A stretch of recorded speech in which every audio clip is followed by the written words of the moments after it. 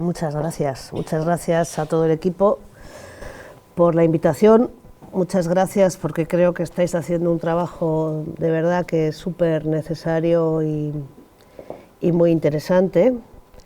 Y lo primero que podríamos acotar es que yo trabajo con fotografía, quiero decir, por mi formación. Yo no estudié Bellas Artes en su momento, sino que estudié comunicación audiovisual y luego fotografía en la School of Visual Arts. Entonces hay dos cosas, mi lenguaje, mi ABC, donde yo realmente me muevo es la imagen. O sea, soy una persona que puede trabajar en otros ámbitos, o sea, puede transportar la imagen a otro ámbito, pero en realidad la manera, o sea, mis hilos con lo que yo tejo el trabajo es siempre material de corte audiovisual, o bien con fotografía o bien con vídeo y audio.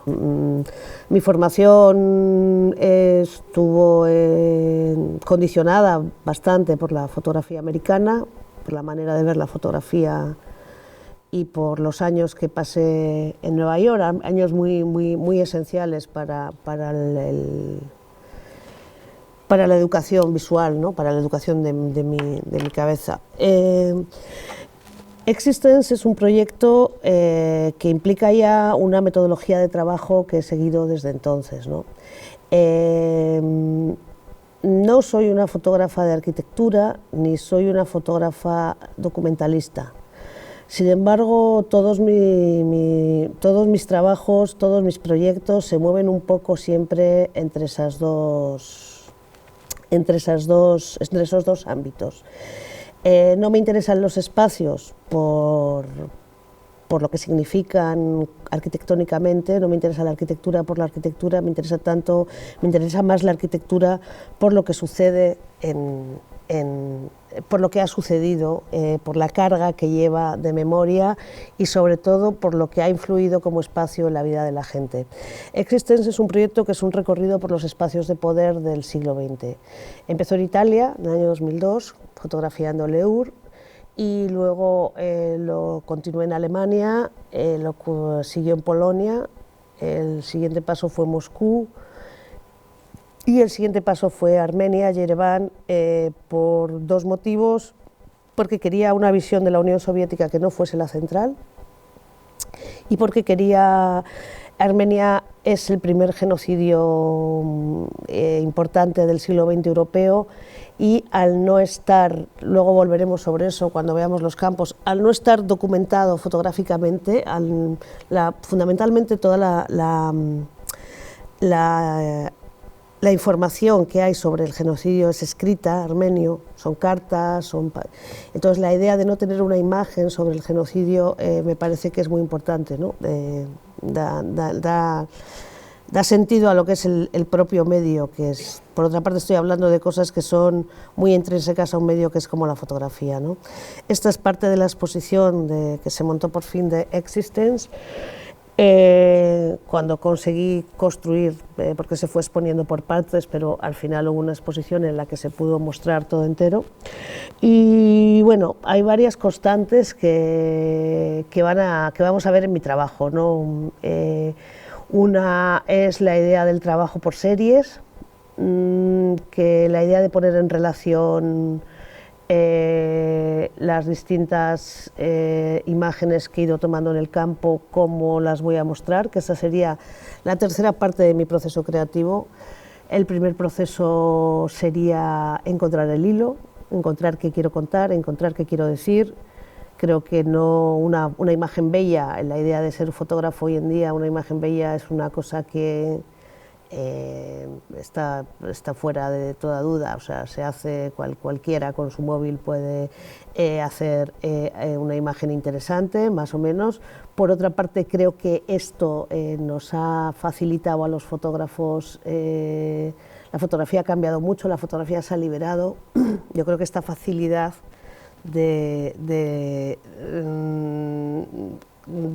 conseguir y enviar imágenes tiene una función similar a la que tuvo la fotografía para la pintura, ¿no? Y en ese sentido la fotografía se ha liberado muchísimo de ciertos contenidos o de ciertas funciones o de una manera de hacer esas funciones, y ahora tiene muchísima más libertad. La segunda cosa que es importante y que yo creo que define también bastante mi trabajo es siempre meterme en jardines sobre soportes complicados, no complicados, diferentes. Me gusta mucho investigar, me gusta mucho que el soporte, para mí es muy importante, esté al servicio de lo que estoy contando. Y bueno, he tenido la suerte, o la desgracia, pero yo creo que la suerte, que de los años que llevo trabajando, y esto remite a lo que estaba diciendo antes, ha habido un cambio brutal, ¿no? A mí si me llegan a decir cuando estaba estudiando fotografía que Kodak iba a dejar de fabricar película, pues hubiera dicho que el mundo se ha acabado y que estamos en Mad Max, ¿no? Y sin embargo he visto todo ese cambio. Yo siempre cuento que cuando estábamos estudiando y estábamos revelando en nuestros papeles varitados, en nuestros cuartos oscuros, y había ahí 4 frikis con un Photoshop 0.0 en el año 86, les mirábamos y nos reíamos de ellos, ¿no? Decíamos, pues nosotros somos los fotógrafos, esto de la fotografía digital no tiene ningún futuro, no va a ir a ningún sitio, ¿no? Y luego, pues imagínate lo que ha ido cambiando esto, ¿no? Ya no es solo una decisión, nuestra decisión prácticamente antes, a la hora de mostrar el trabajo final, era blanco y negro, color, brillo mate, y qué tamaño le podíamos dar, incluso ya había unos tamaños que nunca ibas a poder superar. Y ahora mismo, si estás trabajando en función a los soportes y a lo que quieres, pues bueno, el abanico es impresionante, ¿no? Por ejemplo, esta exposición, que es Existence, está toda producida en Formica. Quiero decir, no es una foto hecha en papel y pegada en Formica, sino es una producción hecha industrialmente en la fábrica de Formica. O sea, las fotos son Formica. ¿Por qué? Pues porque, por ejemplo, para hablar del tema, ahora, bueno, volveremos para hablar sobre lo que estábamos hablando, el siglo XX, los espacios, todo lo que ha sido importante para la gente que los ha habitado. La Formica me parecía que me unificaba, porque el proyecto tenía mucho recorrido y tenía, incluso en algunas partes, como es Polonia, tiene gente y algo de color, que suele ser algo no habitual, sobre todo que haya gente en mis imágenes, luego ya hablaremos por qué. Y luego era algo objetual. La Formica es un material que es como de mesa de cocina, es como de vamos a sentarnos a hablar, es como... me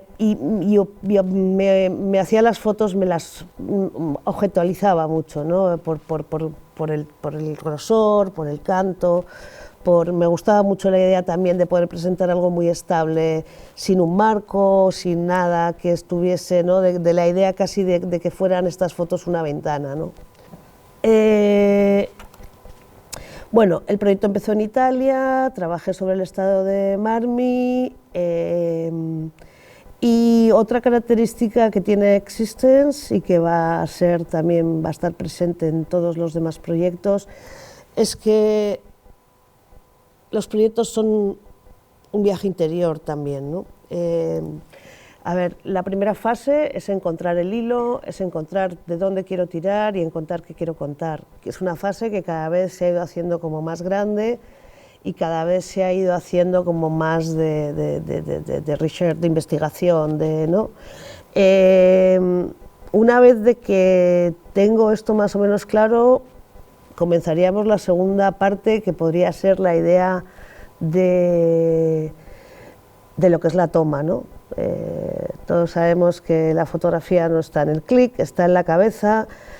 La idea de recoger las imágenes a veces tiene dificultades físico-espaciales, pero cada vez, supongo que también pues, son los años, el ojo se hace, y cada vez me supone menos problema cuando lo estoy realizando, ¿no? O menos inseguridad. Y la tercera fase sería cuando todo ese material lo recojo en el estudio y tengo que pensar cómo lo presento, ¿no? No es lo mismo presentar una foto en 10-15 que en 3 por 2 metros. No es lo mismo presentar una foto sola que presentarla en un tríptico. Entonces, todo este proceso, que es lo habitual, es lo que se hace en el estudio después, ¿no? Yo creo que las imágenes son un poco como las personas, ¿no? Que nacen con una altura determinada, con un tamaño. Y un poco mi trabajo en el estudio es como llegar a saber esa imagen que he hecho, qué altura tiene, ¿no? Si realmente tiene que ser más grande o tiene que ser más pequeña o tiene que... Esto es el aeropuerto de Tempelhof, el mayor edificio nazi en pie y en uso. Respecto a la elección de los espacios y respecto a la idea del viaje, cuando hago los proyectos, hay espacios que me gusta, procuro estar tiempo en los sitios, quiero decir tiempo, pues no años, pero no me gusta llegar con un plan predefinido, hacer las fotos y largarme. Procuro hacer eso, bueno, de hecho no lo hago casi nunca, ¿no? ¿Por qué? Porque como mi trabajo no tiene sí que tiene una idea un poco del documental en cuanto a algo tan intrínseco a la fotografía como la memoria, pero yo no necesito documentar exhaustivamente, mi interpretación es plástica. Yo, aunque esté tratando temas más o menos históricos o temas sociales o temas sobre lo que ha pasado o esté contando una historia, no tengo que hacerlo de una manera lineal ni lo tengo que hacer todo. Entonces, tiene que ser sitios que a mí me den, como dicen los mexicanos, que me latan. Entonces, hay veces que he descubierto unos sitios, los tengo, los llevo, voy, hago las fotos y yo noto que ahí no me sale. Y sin embargo, la idea de estar en los sitios tiempo, lo que me lleva muchas veces es a que durante ese tiempo en el que estoy, o porque hablo con gente, o porque paseo, o porque me muevo, o porque descubro espacios que no los tenía pensados y que sin embargo acaban finalmente entrando en el proyecto porque realmente las fotos que he hecho me interesan, ¿no? Existen, en ese sentido, los espacios son muy aleatorios porque esto, por ejemplo, es el aeropuerto de Tempelhof. Existence, por ejemplo, fue para mí un viaje, lo hice durante varios años, pero fue interesante. Fue mi primera experiencia, por ejemplo, en el este, no conocía los países del este, no conocía Rusia, y bueno, Esto, por ejemplo, es la Bauhaus, ¿no? Que no tiene que ver igual políticamente con la construcción, pero tiene que ver con todo lo que sucedió en Alemania muchísimo y tiene que ver, por supuesto, con todo lo que somos nosotros en la historia del arte, ¿no? La Bauhaus quedó, pues hay mil anécdotas, ¿no? Esto es una de las cafeterías, como quedó en Alemania del Este, ahora ya se ha remodelado. Estas fotos son del 2005, me parece.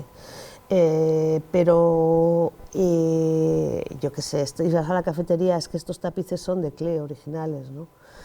Todo el mobiliario es original, pero es que no sé, es que podías entrar y llevar, o sea, todo, era una especie de visitar algo que estaba en un estado muy puro, que había quedado en un estado muy puro, ¿no?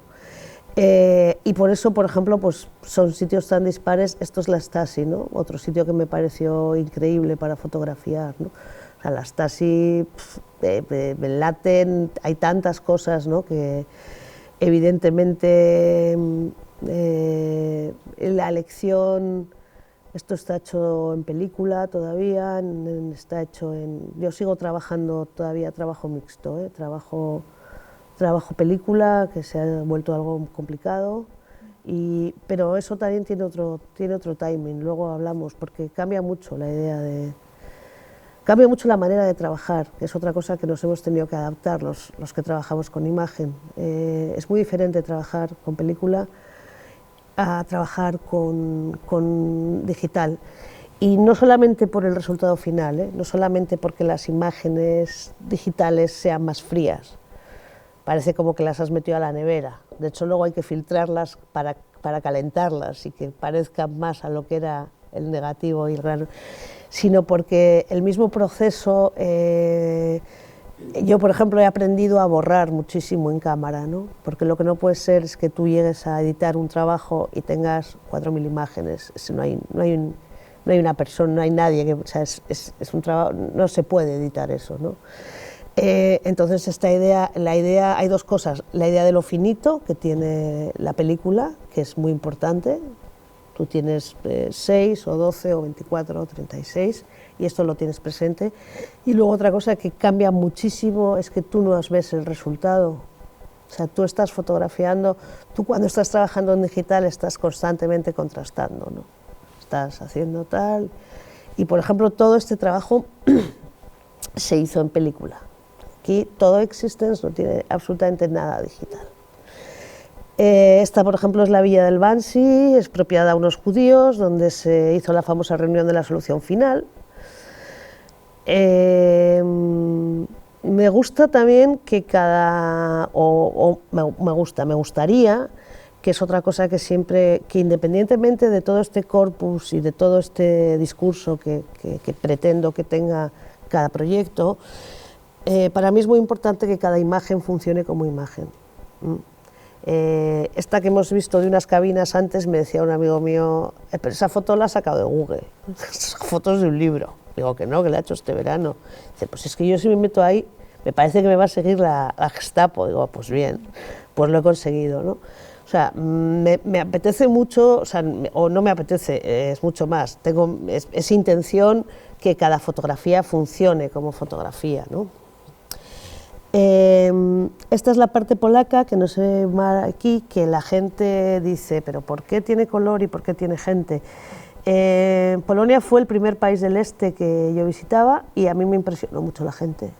Me impresionó mucho las vidas que habían tenido, la gente sobre todo de una edad, que me impresionó la dureza de sus caras. Ellos se reían, ¿no? Me decían, ¿qué te parece Varsovia? Y yo, no, fui en verano. Digo, me encanta, porque de verdad que es un sitio maravilloso. Pero no, me parece un poco melancólico. Y me dice, ¿tú conoces Rusia? No. Pues ya verás cuando vayas, ¿no? Te va a parecer esto Nueva York. Entonces lo que hice en el trabajo de Polonia, que es lo único extraño, me gustó contarlo, como lo habéis visto, un poco planteado como cómics en sala, como esas tiras, y son mis fotos habituales de los edificios, y luego lo que hice fue intercalar fotos de gente que iba haciendo con una máquina más pequeña y más casual por la calle, ¿no? Me parece bien que en el momento ese de la inflexión para mí fueron importantes y fue la manera de meterlos, ¿no? Bueno, hay cosas muy curiosas, por ejemplo, esto es el decorado esta foto la hice en Berlín, es el decorado aquí no sé si lo veis muy bien, de Polanski, del pianista, de los estudios. Y esto es la única calle del gueto que quedaba en pie cuando estuve en Varsovia, ¿no? O sea que en realidad estamos hablando de lo mismo en el cine y se dan muchas... Bueno, estos son los campos de concentración, esto es Auschwitz, visité 3, Auschwitz, Majdanek y Stuterovo, porque Stuterovo fue como el primer proyecto, se creó como campo de trabajo. Stuterovo es como la maqueta, ¿no? Y Auschwitz es como ya la gran fábrica hecha. Y Majdanek me interesaba por otro asunto, que es que Majdanek, casi todos los campos de concentración estaban muy separados del centro de las ciudades. Sin embargo, Majdanek estaba muy próximo a la ciudad, ¿no? O sea, Majdanek era un campo donde supongo que se podría oler el horno, y entonces eso me llamó la atención. La idea de los campos, siempre, por ejemplo, cuando hago una exposición, que también se hizo en Formica, dentro de Existence, la hago mucho más pequeña. Y aquí me remito a lo que os contaba de la importancia del documento y la importancia de la imagen. Bueno, por la labor que se ha hecho, ¿no? de conservación y de reivindicación y de querer guardar la memoria de todo lo que ha sucedido, todos tenemos en la cabeza, o por películas o por, ¿no? Prácticamente cómo era la llegada de los trenes, cómo los llevaban, cómo son los barracones, cómo es la vida. en películas más o menos duras. Sin embargo, no tenemos esta imagen por ejemplo, del exterminio armenio, ni tan siquiera de las colimas, ni tan siquiera tenemos esa imagen. Hay muy poco documento gráfico sobre Siberia, ¿no? Y sobre toda la época stalinista. Muy poco, tampoco la tenemos aquí. Por eso estas imágenes, cuando las muestro en sala, las muestro pequeñas. Las muestro, si todas habéis visto más o menos en las anteriores salas, en las anteriores fotos de Existence, que son fotos de más o menos unos formatos importantes, me parecía un poco como pornográfico, porque tienen cierta belleza formal, además, ¿no? Por la luz y me parece que llevar esto con toda esa connotación que tiene, que ya tenemos en la cabeza, a formatos grandes, era como, no sé, como regodearme en algo que creo que debe mostrarse más pequeño, más íntimo, ¿no? Estas son las letrinas. Esto es la parte de Moscú. Moscú para mí fue dificilísimo, o sea, fue un trabajo súper difícil. Es una ciudad muy... Esta es la Lubyanka. Esto, por ejemplo, es lo más cerca que me pude... Estaba muy obsesionados, además, con el tema de... Acaba de suceder lo del teatro este de los chechenos y entonces todo era una seguridad pasmosa, no tenía permisos, Moscú es muy caro, fue muy difícil de trabajar y, por ejemplo, pues eso, a la Lubyanka, que según el humor ruso desde la azotea se ve Siberia, es este tipo de humor, esto es lo más que me pude acercar, ¿no? Sin embargo, bueno, Moscú es una ciudad fascinante. Por ejemplo, sería inconcebible, ¿no?, en Alemania que en una estación de metro hubiese un mural de Hitler, ¿no? O sea, sería algo que estaría absolutamente fuera de toda... Incluso sería algo punible, ¿no? Esto es una estación de metro de Moscú, por ejemplo. Este es un parque donde todas las esculturas que han quitado de la época soviética, entonces hay 3 Lenin, 8 Stalins, todo junto, o sea, están todos ahí, es un sitio, claro, fascinante, ¿no? Imagínate en un parque que de repente tienes 3 Brezhnev seguidos, ¿no? Esta es una de las torres stalinistas, esta es la casa de Víctor Melenkov. Os digo porque es la única casa privada que se hizo durante el stalinismo, es un arquitecto importante de esa época de los 30 en Moscú, y para que veáis los diferentes espacios, ¿no? Cómo me interesan los espacios por lo que me cuentan a mí y por lo que luego puedo contar a los demás. Esta es la Catedral del Divino Pastor, que es muy curiosa porque era una catedral ortodoxa, se arrasó completamente. Hubo un proyecto para hacer el Palacio del Kremlin, que iba a llevar a un Lenin, que el dedo de Lenin solo medía 10 metros el dedo. Al final, por la Segunda Guerra Mundial no se hizo, se convirtió en piscinas, y con la perestroika lo volvieron... O sea, todo esto es fake, o sea, lo han vuelto a hacer igual, pero es falso, o sea, es con mármoles malos, ¿no?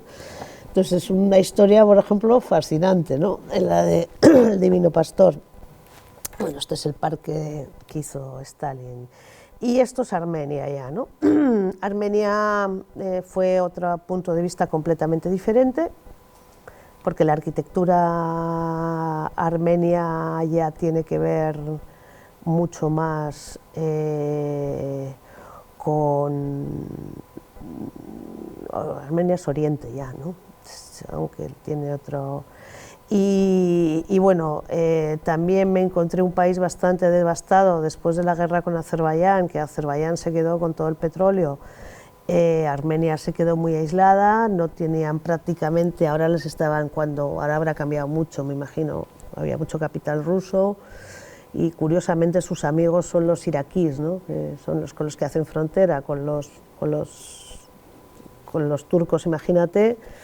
Con los georgianos tampoco están para muchas bromas y realmente, pero ya era otro tipo de...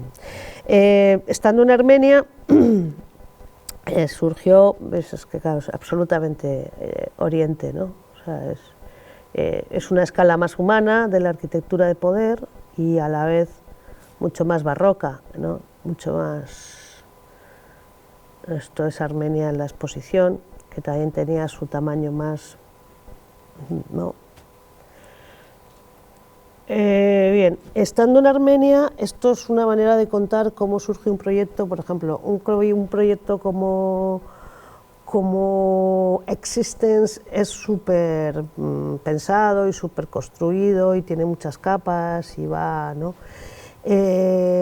La manera alguna vez de surgirme un proyecto, por ejemplo, estando en Armenia, estuve más tiempo del que realmente la dimensión de Yerevan y alrededores para nada es la de Moscú.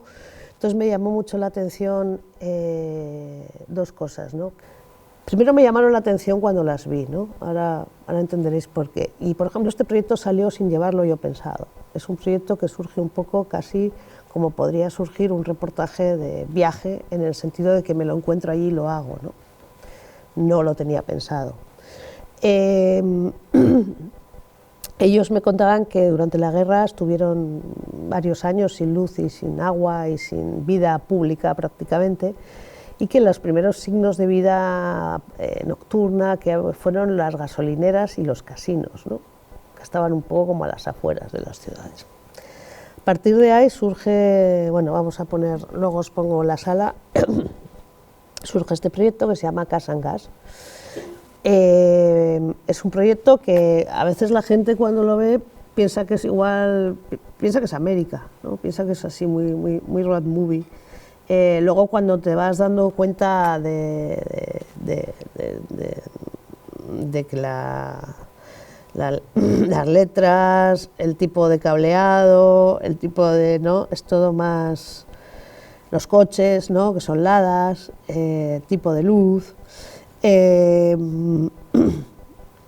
un proyecto que fue muy frontal también, en el sentido de que una mujer, yo tenía a alguien que me llevaba en coche, un hombre, por supuesto, por mi bien, y él me acompañaba a hacer las fotos y no tuve tiempo, quizás podría haber penetrado en estos sitios con más tiempo, pero el proyecto tuvo que ser muy desde fuera, ¿no? Tampoco tenía yo mucho, me parecía simplemente fascinante como sugerente, ¿no? Porque las imágenes son un poco, vamos, a mí me dan un punto como bastante onírico, ¿no? O sea, es casi un poco como David Lynch, ¿no? Por ejemplo, esta imagen con ese taxi hay ese caballo, ¿no? Esas letras armenias hay atrás una, o sea, no sé, aquí la bolsa de la basura, es que parece, no sé, parece absolutamente irreal, ¿no? Surreal, ¿no? Estos son, por ejemplo, pues fíjate, los premios, que son esos coches, ¿no? Al lado de todo esto absolutamente ruinoso.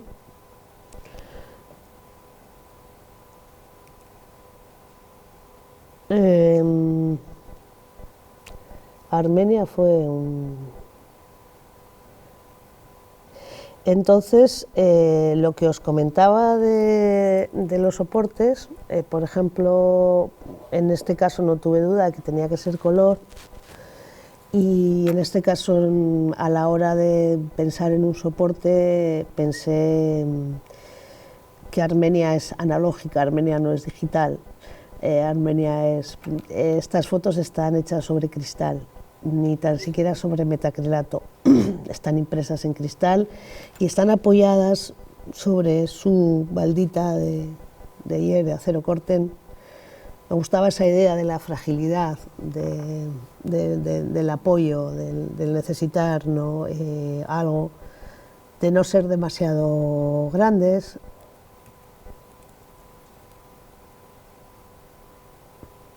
De esa limpidez que da el cristal, ¿no? y de esa fragilidad. Esto es una instalación, alguna vez también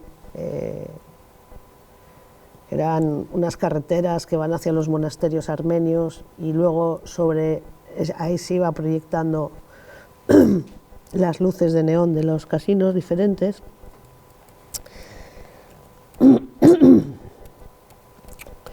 Estos son los casinos.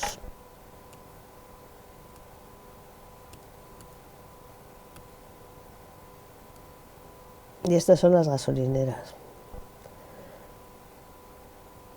que son increíbles. O sea, por ejemplo, la cantidad de imaginación que hay que tener para hacer esto, ¿no? Con estos tubos y poner ahí toda una gasolinera toda torcida. Es un...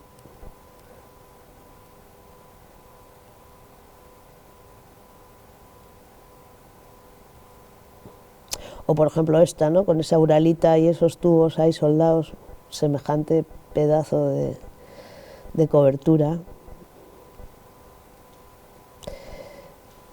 Esta que es muy Hooper. Siempre hay alguien sentado esperando, no se sabe a qué, muchas, ¿eh? Bueno, esto es Oriente, ¿no? Es una cosa muy compleja. Bueno. Bien, nada, acabó Existence, ya lo pongo, y todo el mundo me preguntaba por el régimen de Franco, ¿no? Me decían, has trabajado sobre todos los totalitarismos y el único que te falta europeo del 20 es el más cercano y es el español, ¿no? Y yo ya estaba un poco harta, ¿sabes? O sea, ya había visto demasiados campos, miserias.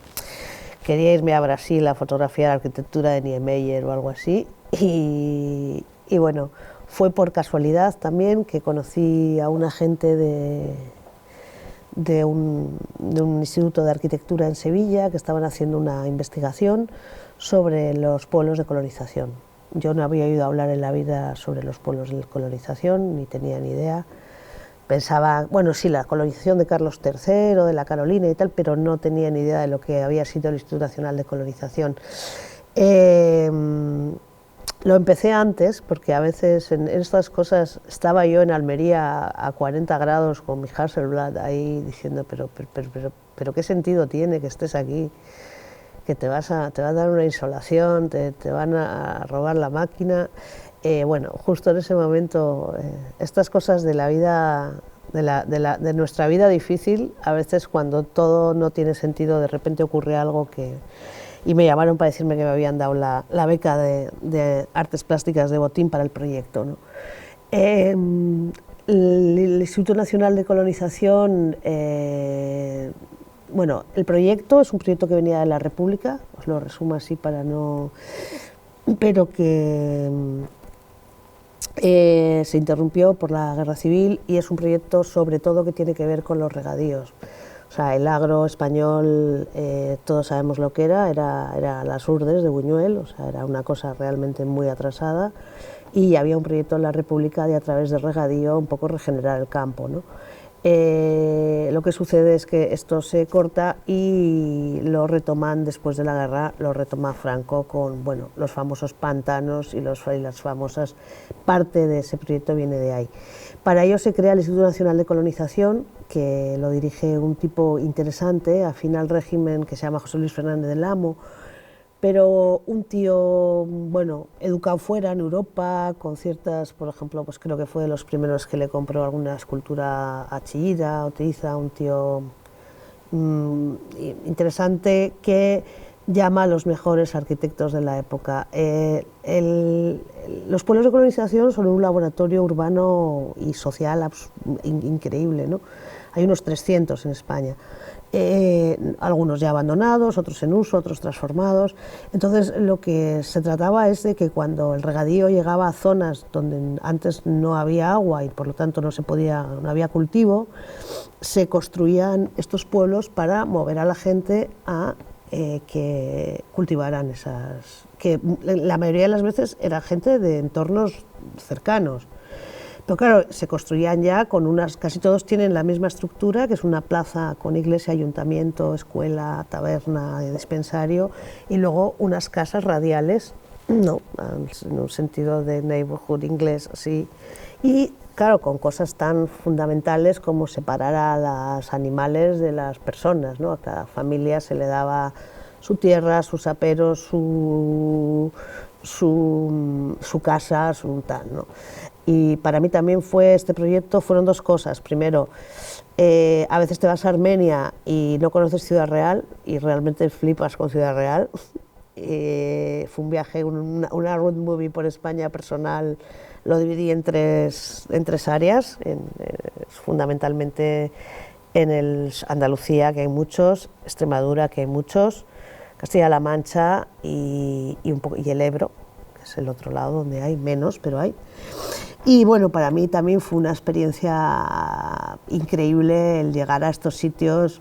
Imagínate, ¿no?, que no hay nadie, se baja una chica vestida de negro, que ahí no visten de negro ya ninguna señora, porque ya han vestido tanto de negro que odian el negro. Sacas un trípode, una cámara, ya vas al bar del pueblo a pedir las llaves de la iglesia, y ya todo el pueblo. Pero eso me llevó a que me contaran historias, a tener interacción con la gente y a que me pasaran cosas realmente fantásticas. Lo que os decía de José Luis Fernández del Amo, llamó a gente, pues trabajó FISAC, trabajó de la Sota, trabajaron arquitectos importantísimos de la época. Se dio otra cosa también que es muy curiosa, que es que toda esta gente, claro, trabajaron en mobiliario urbano, en todo el tema de las iglesias, vidrieras, pintura, pues por ejemplo la gente del Paso, trabajó un montón de artistas que eran amigos de ellos, que eran contrarios al régimen, pero que ellos les dieron trabajo, ¿no? Les dieron trabajo para que pudiesen vivir, ¿no? Entonces, en pueblos de colonización también se da, ¿no?, que de repente dices, jo, pues esto lo ha hecho, esta vidriera la hizo no sé quién, esto tal, ¿no? Hay un intercambio de cosas, o de repente cómo están diseñadas las fuentes o los bancos, o se nota que hay una intención y un gusto y un pensamiento sobre el urbanismo y sobre el mobiliario urbano que desde luego no era para nada común en la época, ¿no? Bueno, este proyecto se quedó un poco en un cajón, por ejemplo, respecto a cómo utilizo, me va a pasar después, ¿no?, la idea, por ejemplo, del color o el blanco y negro respecto al proceso, ¿no? Por ejemplo, en esta serie pensé que, porque hay documentos de la época en blanco y negro maravillosos, o sea, hay fotografías realmente fantásticas de la construcción de pueblos de colonización. Entonces me parecía que trabajar en blanco y negro, aunque hay una parte que no la voy a mostrar aquí, pero que sí la hice en blanco y negro, me acercaba mucho al archivo. Y así como el color en Casa en Gas era evidente y tenía que ser, como habéis visto, súper estruendoso, que lo es, aquí, por ejemplo, me costó mucho dar con ese color, pero que tiene que ser un poco más, casi, que tiene que parecer un blanco y negro en el fondo, ¿no? Otra de las piezas que hice en esta serie, que hice varias, me gusta mucho la edición, me gusta mucho la idea de editar, y hice una serie que se llama Propaganda, que son... estas son las planchas, ¿no?, de offset del CMYK, que me fascinan, me parecen preciosas como objetos en sí, y entonces lo que hacía era imprimir estos pósters con las imágenes de pueblos, y la obra de las planchas, lo que físicamente había creado, ¿no?, los pósters va a la pared, vamos, y luego la gente, esto no es ninguna idea nueva, se podía llevar su foto a casa, que me parece una idea, pues me gusta pensar dónde acabarán, ¿no?, en qué cocina o en qué...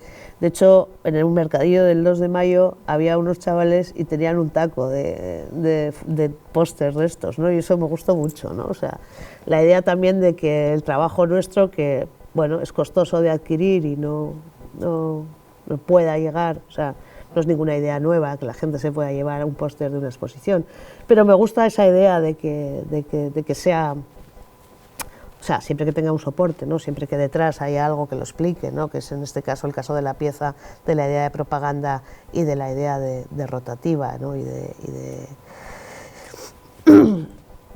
Eh, entonces, esta pieza es esto. Por ejemplo, la gente me pregunta, ¿es México? Pues es Ciudad Real, ¿no? Es un...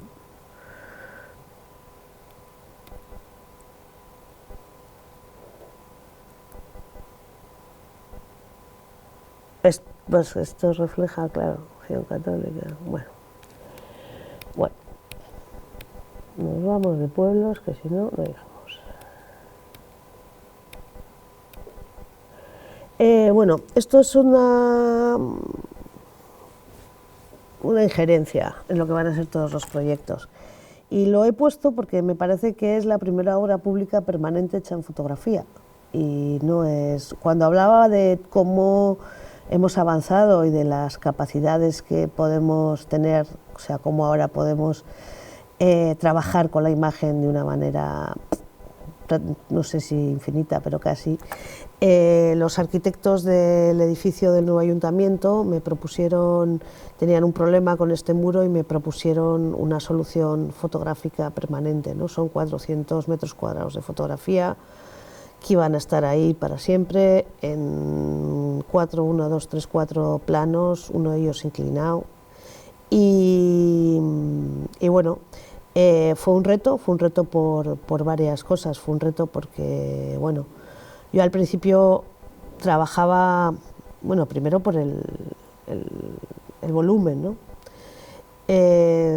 Hice varias propuestas, había propuestas, claro, al ser una obra que no es lo mismo intervenir en un muro de una manera transitoria, ¿no? Que va a estar ahí un poco tiempo, que intervenir en un muro de una manera ya permanente. Quiere decir que la gente del ayuntamiento es donde sale ahí a fumarse su cigarrito, ¿no? Entonces, bueno, a mí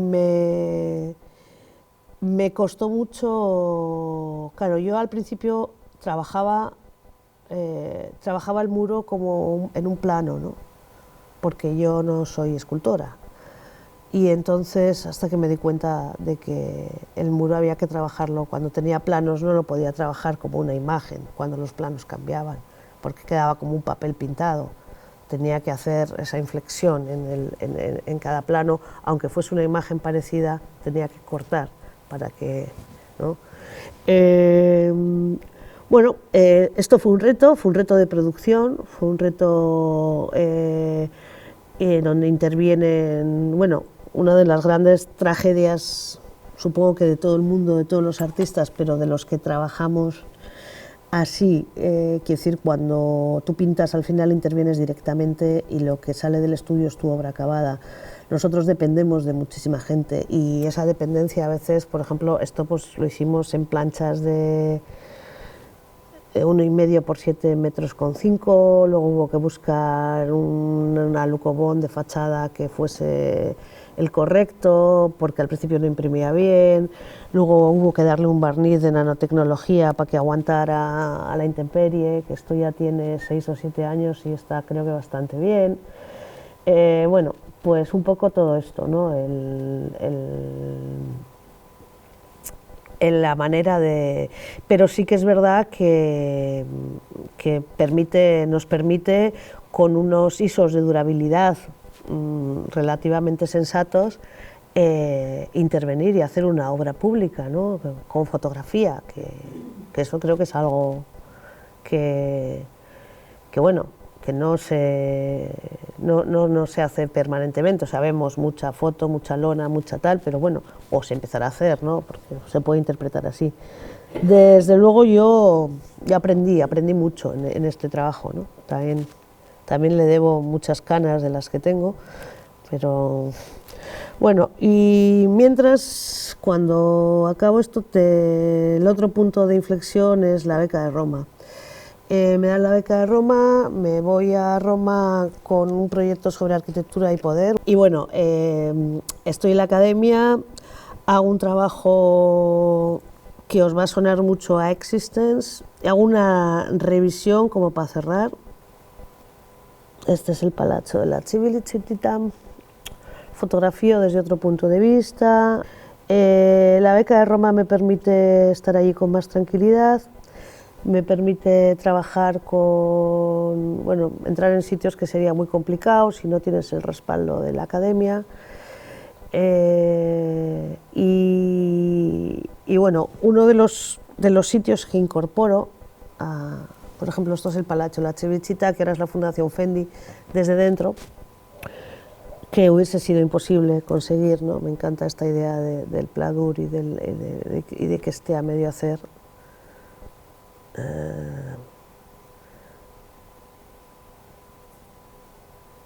Esto es el Palacio de Adalberto Olivera. Bueno, Adalberto Olivera y mi trabajo sobre él estaría para otra. Es el que hizo la Casa Malaparte en Capri, no sé si conocéis, que es un sitio alucinante, se la hizo a Curcio Malaparte. Sale en El desprecio de Godard, pero también han hecho algún anuncio ahora. Bueno, no me voy a ir a... Si tenemos tiempo, y para mí es uno de los arquitectos impresionantes, ¿no? Este es su palacio de... El Eur, no sé si sabéis, es lo que se hizo para la Exposición Universal de Roma, que no se llegó a hacer porque era el año 42, no se hizo por la guerra. Lo que pretendía Mussolini cuando se hizo el Eur era, por una parte, abrir Roma hacia el mar, abrirla hasta Ostia, abrir la vía del Mare, por otra parte, conmemorar el aniversario del fascismo, y por otra parte, hacer una exposición universal, que esta sí que es una idea muy moderna, que luego, sabes que las exposiciones universales, ya sabéis lo que pasa luego con todo lo que queda, que normalmente... Entonces, la idea de Mussolini era hacer un distrito financiero, que es lo que es. Que las construcciones que se hicieran luego quedasen, o sea, antes que la Defense, antes que los Docklands, ¿no? O sea, él lo que quería hacer es que todo este distrito, todos estos edificios, esto es el Palacio de Congresos de Libera, el Palacio de la Civicità, y todo lo demás, es un planteamiento urbanístico muy racionalista, está planteado como, bueno, en realidad como un campamento romano, ¿no? Pero bueno, que la idea era esta, ¿no? De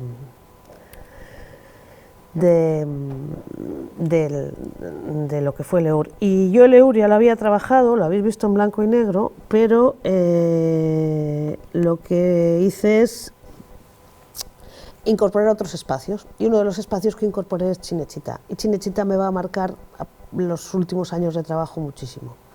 Cinecittà me interesaba porque es un edificio, es una construcción del momento. Mussolini decide, fijándose un poco en el modelo alemán, hacer tres cosas. Es el Instituto Luce, que es como el nodo nuestro, hacer el Instituto Experimental de la Cinematografía, que es una escuela que todavía funciona y es muy buena, para formar a los directores, a los guionistas, a los directores de fotografía, y luego Cinecittà, que serían los estudios. Cinecittà tiene un montón de lecturas, ¿no? Aquí otra inflexión que va a tener este proyecto en mi trabajo es que va a ser el de la colaboración. Mi trabajo en general es bastante solitario, solamente a la hora de producir es cuando me pongo en contacto con la gente de los laboratorios, pero en general el trabajo el corpus, el pensarlo y el ejecutarlo suele ser siempre una cosa mía conmigo misma. Una de las cosas buenas que tiene una beca como la de Roma, o que tienen las residencias, o por lo menos es mi experiencia, puede ser el horror, o puede ser, yo creo que es una manera fantástica de seguir en contacto con la gente, ¿no? Roma también es un gran hermano, para lo bueno y para lo malo, y en Roma me encuentro con Nacho González Galán, que está también en la academia, arquitecto. Él vive en Nueva York y enseña en Columbia, y a él le había invitado a la Bienal de Arquitectura, la 14 Bienal de Arquitectura, no esta, la anterior, la dirigió Renculas. Entonces, por el propio manera, o sea, por cómo es Renculas, fue una Bienal súper cercana al arte, no solamente a las artes plásticas, sino a todas las artes, a la danza, al cine, a un montón de cosas, ¿no? Culas hizo un proyecto para el Arsenale que se llamó Mundo Italia, y consistía en el Arsenale. Tú entrabas y ibas subiendo desde la parte más sur de Italia, desde Sicilia, ibas subiendo por proyectos por toda Italia. Nacho estaba invitado para trabajar sobre, a él le había interesado la idea de Cinecittà. La idea de Cinecittà es súper transversal, como se dice ahora. Bueno, él se enteró de que yo estaba trabajando sobre Cinecittà y nos pusimos a trabajar juntos. Yo en un principio tengo que decir que con cierta reticencia, no por él ni por su idea, sino porque me daba miedo como entrar en terreno pantanoso, ¿no? Y sin embargo, bueno, la experiencia luego fue fantástica. Lo llamamos Cinecittà Occupata porque Cinecittà no solamente son los estudios que nosotros pensamos y cuando lo vemos de las grandes superproducciones. Cinecittà fue campo de refugiados después de la Segunda Guerra Mundial. Cinecittà tiene un problema de especulación inmobiliaria en los alrededores, donde se han hecho centros comerciales tremendo. En Cinecittà se han quemado decorados como el de Guns of New York para todo este tipo de cosas. En Cinecittà ahora mismo, que está, digamos, de capa caída, por decirlo de alguna manera, se rueda Gran Hermano. Cinecittà es un sitio donde se pueden plantear muchísimas cosas, desde cuestiones de poder urbanístico hasta cómo se generan las ficciones, hasta un montón de cosas. Y sobre todo esto pues trabajamos Nacho y yo. Nacho desde su punto de vista el punto de vista sociológico de la arquitectura. Por otra parte, Cinecittà es una construcción racionalista del régimen de Peresciuti magnífica, ¿no? Y bueno, lo que estáis viendo es la instalación que hicimos para la Bienale. Como veis, tiene un poco de todo. Estaban las fotos, porque nos sucedió otra cosa increíble en Cinecittà. Eso realmente fue un golpe de suerte, ¿no? Resulta que mientras estábamos trabajando en el proyecto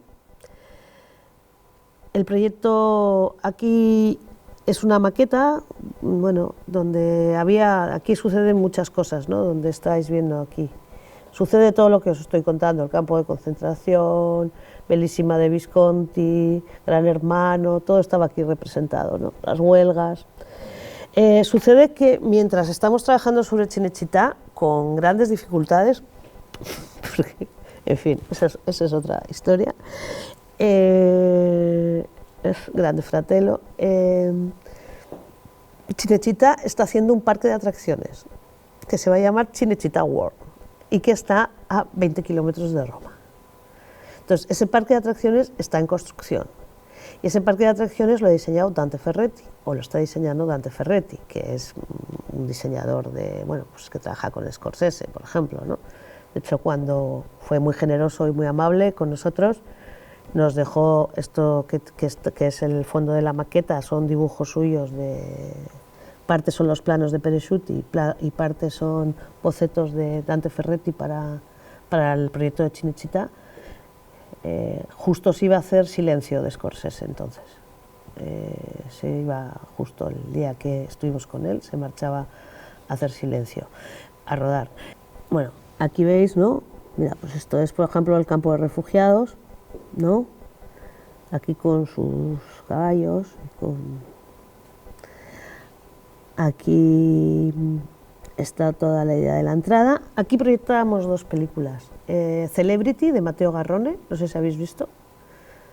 Matteo Garrone es el de Gomorra, y Celebrity es de un carnicero siciliano que quiere entrar en Gran Hermano. Es una película fantástica, no redonda, pero fantástica. Y la otra es Bellissima de Visconti, que va de lo mismo, ¿no? Va de Anna Mangiani, que tiene una hija pequeña y que quiere que gane un concurso de estos de niños y quiere entrar en Cinecittà a toda costa, ¿no? Esta es la entrada famosa de Cinecittà. Esta es la que estaban construyendo para el parque, ¿no? Entonces, de repente, para Nacho y para mí fue como un sueño, ¿no? O sea, podemos hacer la foto original y podemos hacer, fíjate, ¿no? Para una bienal que va a Comisaría Renculas, que no le puede gustar más que el Pladur ahí visto. Entonces fue como poder manejar los dos estratos de las cosas. Por ejemplo, esta es una visión transversal del parque de atracciones este que están haciendo. Esto es un decorado de Guns of New York que está en Cinecittà, la antigua, ¿no? Esto es, por ejemplo, la entrada que diseñó Ferretti, y esto es, por ejemplo, otra cosa que hay en Cinecittà, ahí, ¿no? En la Cinecittà antigua, ¿no? Que es de no sé qué película. Esto, por ejemplo, que es increíble. El poblado del oeste con una nave espacial. Estos son los famosos estudios 5. Este es el cine. Este cine le encantaba a Fellini, súper chulo. Este es de 1927. Esto es una montaña rusa que iban a hacer dentro de una nave, en la Cinecittà moderna. O sea, esto puede ser cómo se generaban las ficciones, y esto puede ser que las ficciones ahora se generen con una montaña rusa dentro de una nave. O sea, una cosa increíble. Bueno, en Italia he hecho varios proyectos, pero el proyecto grande, que de momento se llama Italian Locations, va a tener varias patas, y una de las patas es Gente del Po. A raíz de estar trabajando sobre Cinecittà y de estar investigando y de estar, pues bueno, me interesó la idea del neorrealismo, ¿no? Por la propia naturaleza de algunos de mis trabajos. Por otra parte, estoy intentando salir también, llevo mucho tiempo trabajando en arquitectura y poder, necesito un hilo, necesito respirar ahí, ¿no? Y Cinecittà ya es un poco un cambio, ¿no? Pero necesito otro cambio, pero encontrar el sentido a ese cambio, ¿no? Antonioni es un cineasta que me apasiona, porque creo que Antonioni es un cineasta que para un fotógrafo, bueno, para cualquiera que trabaje con la imagen, ¿no? Pero es un esteta de la imagen increíble, y además sus películas tienen algo incluso como de se puede entender esa imagen fílmica de una manera muy estática, ¿no? Lo cual yo creo que la acerca a la fotografía. Entonces descubro que Antonioni, antes de hacer ninguna película, me encuentro en un libro con esto, y es que Antonioni es de Ferrara, del norte, y lo que hace es antes de hacer ninguna película, escribe en la revista Cinema en el año 1939, que dirige un hijo de Mussolini, el hijo intelectual de Mussolini, Vittorio. Él escribe un texto que se llama Per un film sul fiume Po, para una película sobre el río Po, y hace él las fotografías. O sea, las fotografías que salen en las 4 páginas que tiene, las hace Antonioni, las hace un joven Antonioni. Y el texto es de un corte poético y bellísimo, y habla un poco de la necesidad de lo que es el río, de lo que significa el río para la gente, de lo que significan las crecidas, de si hubiese que hacer una película sobre el río, haríamos algo, sería un documental, sería una ficción. O sea, trata todas esas cosas que a mí me están interesando siempre, ¿no? Y hace unas imágenes súper poéticas y bonitas, excepto esta de aquí, que va a ser una imagen rara, que va a dar lugar a una pieza de la Expo, porque esta es una imagen aérea.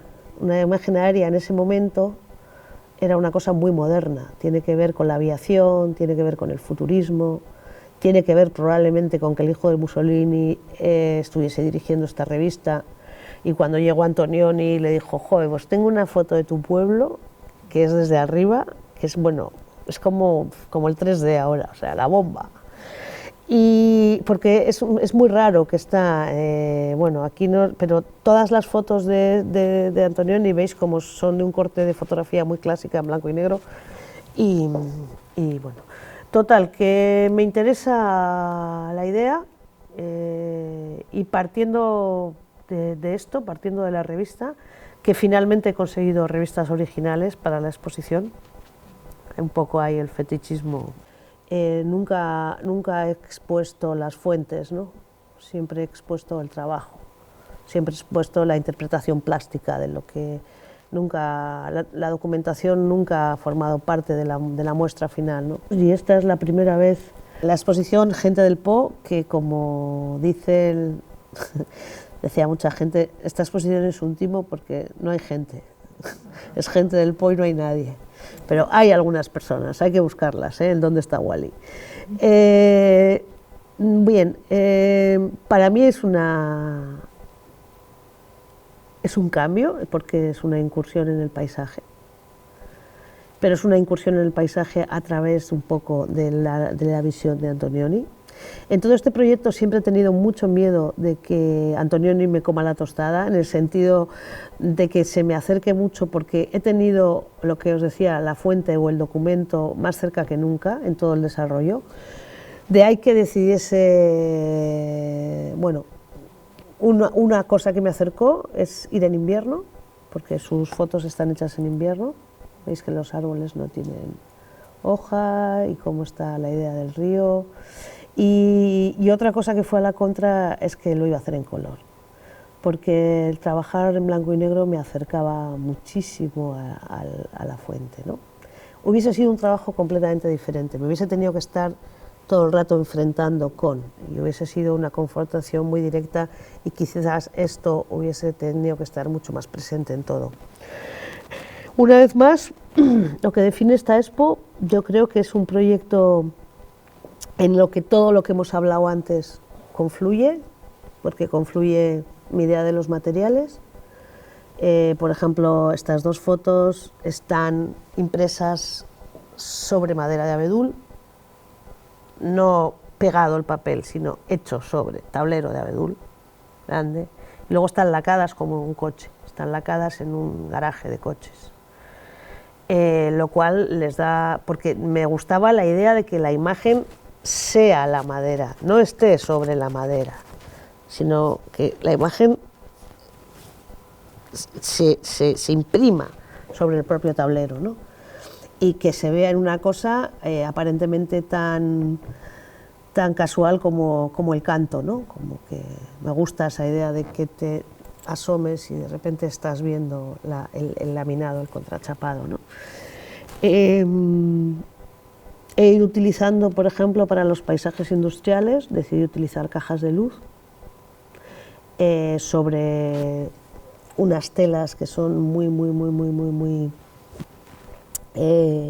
mates, porque bueno, me parece que esta es una imagen también que eso es muy de películas de... la luz y la niebla ha sido muy importante ir en invierno, y la propia idiosincrasia de la llanura padana me ha dado, yo creo que imprime a las imágenes un aire especial, ¿no? Esta es la pieza que he hecho, que es la instalación que se refiere un poco, es la pieza más extraña, digamos, por un lado, pero también la foto que os contaba, la foto aérea, es la más extraña también, ¿no? Porque es una foto que no va con todo. Y lo que he hecho es, bueno, poner aquí un mural de Bala, que está en el Ministerio de la Aviación, en Roma, porque los italianos hacen un ministerio solo para la aviación, o sea, no de defensa, no es que solo para la aviación. Aquí está la foto que está impresa en Cinema, la foto del Po desde arriba, y aquí es esta misma foto, es el mismo lugar exacto desde Google, sacada de Google Earth hoy. Me gusta la idea, por ejemplo, no quería proyectarlo en digital, son proyectores de transparencias de los antiguos, o sea, de los retroproyectores, ¿no? Que hay gente que no los conoce ya, no sabe lo que es. Quiero decir, pues bueno, todo este tipo de cosas de cómo vas construyendo una instalación son importantes, ¿no? El medio es importante también. Hay otra serie de fotos que están hechas en Hanemules, son convencionales, bueno, están... eso sí, enmarcadas con una técnica que es como el 19, cuando se enmarcaba con papel, no sé si os fijáis, toda la expresión está enmarcada en papel. Cuando, a principios de siglo, cuando no había dinero, se enmarcaba con cinta de papel, y está, bueno, ahora eso se ha recuperado, es un poco complejo. Voy a empezar por el principio del asunto. Es que hice, cuando llegué al delta, ¿no?, del Po, hice una tipología sobre las cabañas de los pescadores. Arquitectura, al final, la cabra al monte tira. Llevo mucho paisaje, pero cuando veo... Entonces, me llamó la atención, no las quise fotografiar desde el lado del río, que hubiese sido más hacia el lado del trabajo, y lo que hice es fotografiarlas desde el otro lado, desde la cara por donde se entra y se sale, ¿no? Entonces me llamó mucho la atención, bueno, pues eso, la construcción de las cabañas. Esto, por ejemplo, también es un Cromalux sobre DM. Cada cosa está impresa pero bueno, eso ya lo he mencionado antes. Entonces pensé que hacía mucho tiempo, mucho, en varias exposiciones, que yo tenía ganas de hacer una pieza exenta, ¿no? Algo que realmente no se espera, ¿no?, de mí. Entonces pensé, voy a hacer una cabaña. Tengo esta tipología de cabañas, voy a construir una cabaña. Por dos motivos, porque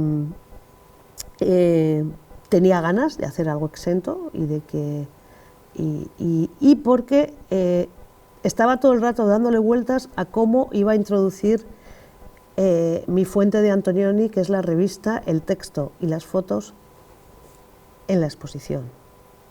Están ahí en una subvitrinita cuando entran, convertidos en algo objetual y tal, pero no. Entonces pensé que la cabaña me podría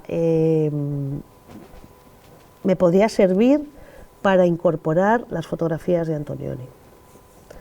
Y pensé que esa era una manera en la que yo podría imprimir esto y lo podría sumar a lo que había sido mi proyecto, o sea, lo que era el proyecto, ¿no?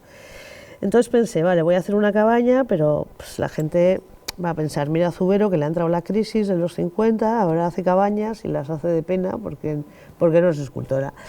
Entonces llamé a una amiga escultora que es Begoña Goyenechea, que es una escultora además que trabaja mucho pues, el volumen, una escultora de corte muy oteiziano y que trabaja mucho, y bueno, nos conocemos desde hace muchos años, y le propuse la colaboración, y la cabaña es realmente una colaboración entre Bego y un trabajo de las dos.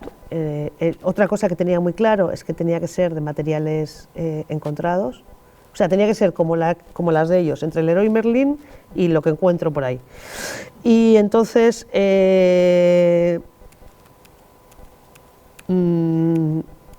tiene cierta justicia poética. ¿Ves? Aquí lo que he hecho es imprimir las fotos de Antonioni, la manera de incorporar su trabajo a mi trabajo, ¿no? Esto tiene, porque por ejemplo, estas son tablas de estas de encofrado que las cogí de las obras de Artelecu. La otra parte es del kiosco de información de la Cafetería Cultural, que estaba ahí al lado del ayuntamiento, que lo estaban desmontando.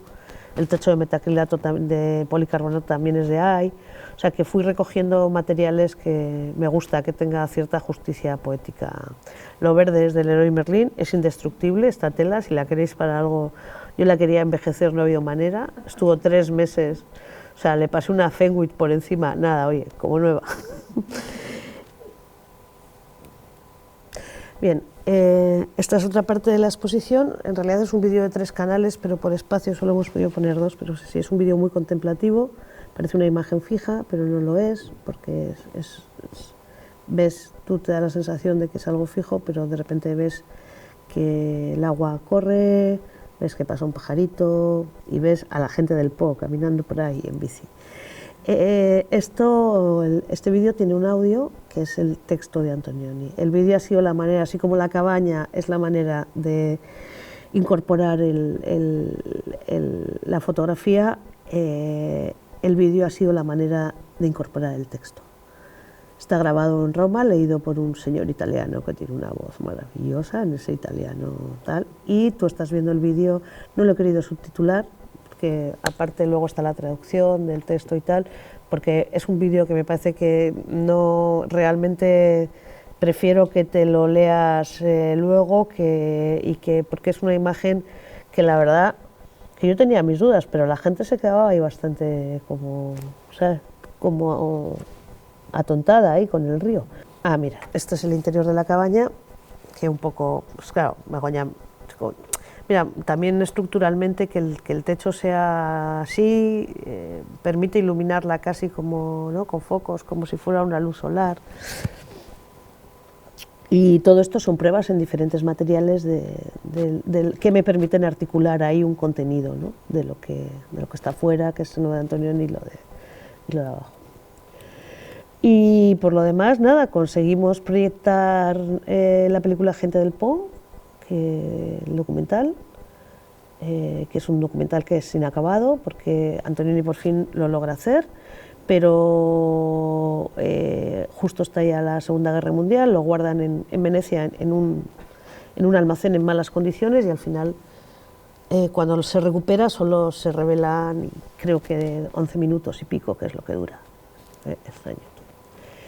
Y bueno, y ya ahora mismo estoy preparando el segundo proyecto sobre Italia, que se inaugurará ahora, que es sobre una residencia que hice en los Dolomitas, sobre el Villaggio Eni, sobre la figura de Enrico Mattei, que también tiene que ver con una película. Cada proyecto de la pata de Italia Location va a tener que ver con una película que tiene que ver entre lo documental y la ficción. Y ya me callo.